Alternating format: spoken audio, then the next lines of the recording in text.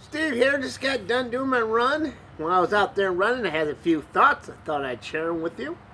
Now, if you watched my video last week when I did the same, you know that I was talking about Kathy Griffin and the severed Trump's head that she did and the controversy that followed it.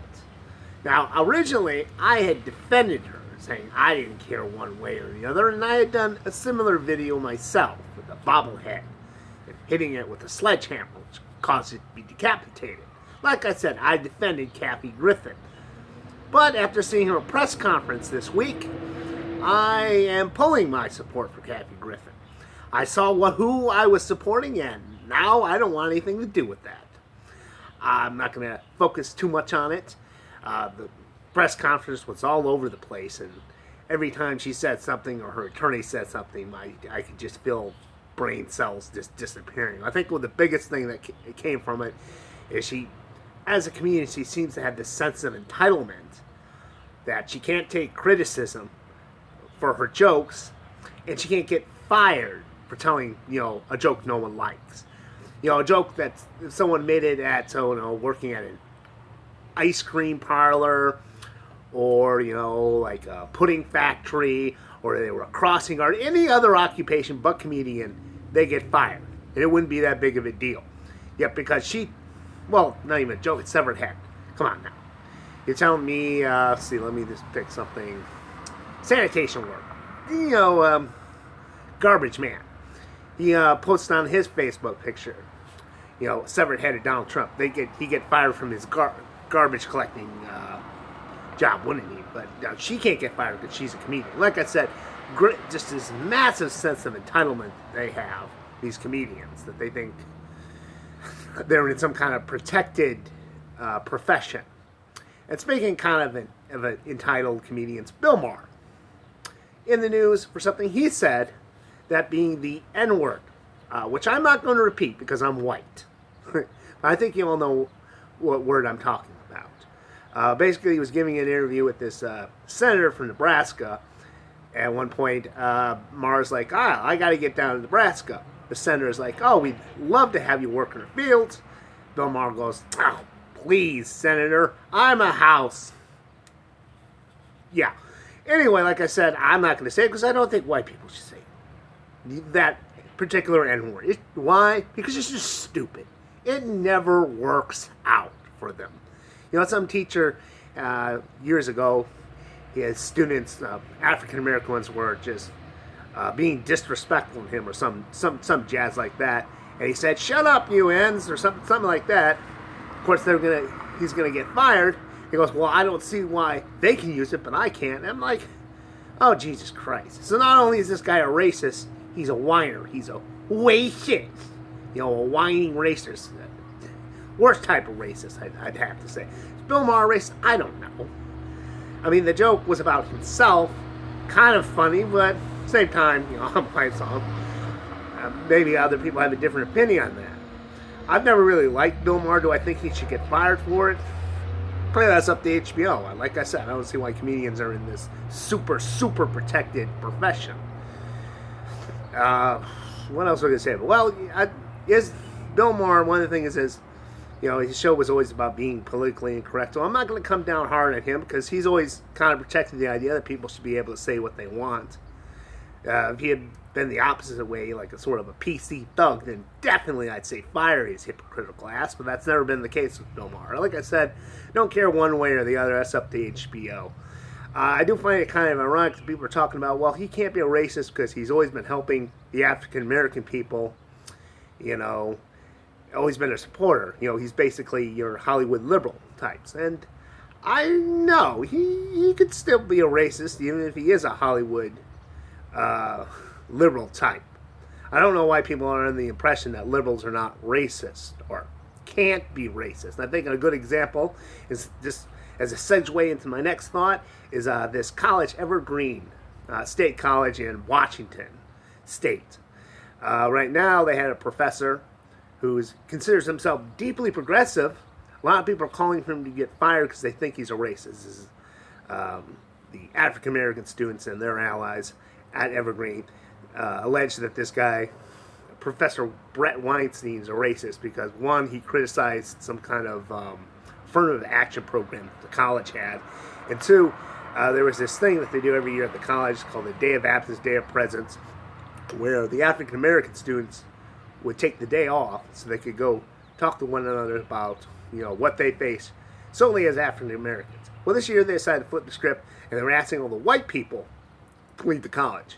Well, Professor Weinstein had a problem with that, and he had a very critical letter to the people who were trying to organize it, saying this doesn't make any sense, and he said he was going to stay and he could take it as a form of protest. And a lot of people were coming out saying, oh, he's a racist. Big protest, some allegedly death threats, people being, like overtaken by these mobs. And everyone wants to put all this on these African American students who are leading it, saying, oh, this is proof that African Americans be racist. Okay, fair enough. But why is it everyone just assumes that this liberal college professor isn't a racist? If anyone could be a racist, why is it no one's kind of asking the question? I'm talking about, the right here, because they are so much on this story to point out, look what these African American black students are doing. That just proves that there is such a thing as black supremacy. But how do you know that they're not telling the truth and this guy isn't a racist? What, because he's a deeply progressive Bernie supporter? No. Those people can be stuck up, pretentious snobs. So why is it so hard to think that they could also be bigoted and prejudiced against people of other minorities? They've got this sort of attitude in their head that they know everything and people who disagree with them are below them. So if there was a group of African Americans that weren't quite falling in line with these pretentious white professors' ideas, they probably have a bigoted, prejudiced opinion against them. I'm not saying this professor and these professors at Evergreen aren't racist. I'm just saying I think we need to hear, both sides out and not just assume that one side is completely wrong. For all we know, they're all wrong. From what I understand, it's a pretty liberal college, so they could all be pretentious snobs. And this is just a battle. I don't know why the right's taking I have a few ideas of why the right is taking one side instead of the other. But for me, I think if I was still a conservative, I'd just kind of be sitting back eating some popcorn watching the left destroy it all. But instead, like I said, it's pretty one-sided. It's all these millennials, because I do think age is also a factor. It's the college students, the young millennial types that the right really can't stand anymore because they think them as pretentious slackers and whatnot. But they're going to go with the old school, pretentious, snobby liberals. And I think one of the things that I would say, I would point to when you consider your pretentious liberal snobs, elitists too, is that you look how they sort of look at Trump voters. They treat them like they're, Neanderthals, just because these people voted for Trump.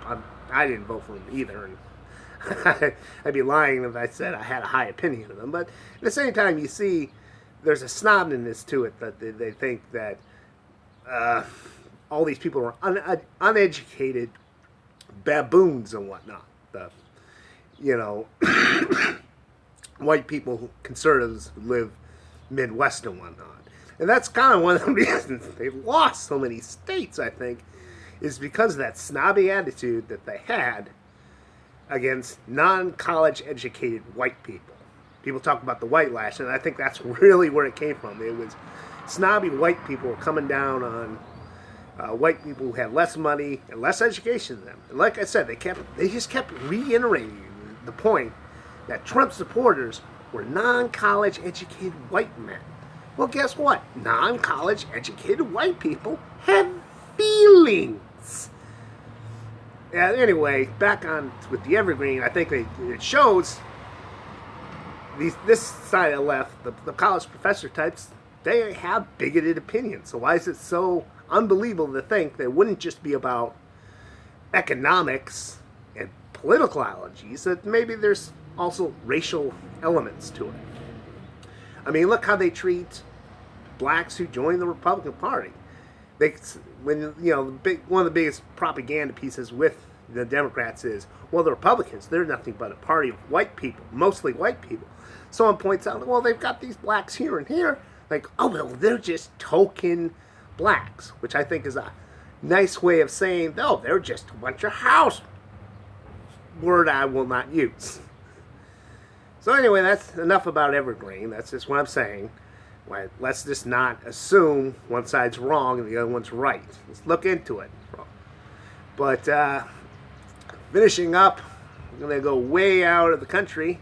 My next one is talk about the UK elections. We're going through another set of parliamentary elections, a snap election out of the blue. I don't understand most of their politics, but I do. So usually I wouldn't weigh in on them, but now their prime minister, I'm going to be one saying, I heard her say, well, okay, anyway, Prime Minister of Great Britain, the United Kingdom, Theresa May was asked what's the naughtiest thing she ever did, and she said that as a child, her and her friends ran through a field of wheat, and the farmers weren't too pleased about it. And I'm just disgusted by that comment because it shows, a lack of respect for wheat fields, for people who gotta, plow the wheat. I mean, they're running through that. They're probably knocking down some of the stocks. My family's all in produce. We had dick holes tromping through our fields all the time. And I'm telling you, UK, you can't let this woman be your prime minister anymore. That's all I gotta say on that. Just, fire that fucking wheat tramp stomper. It's garbage. And that's what I'll leave with.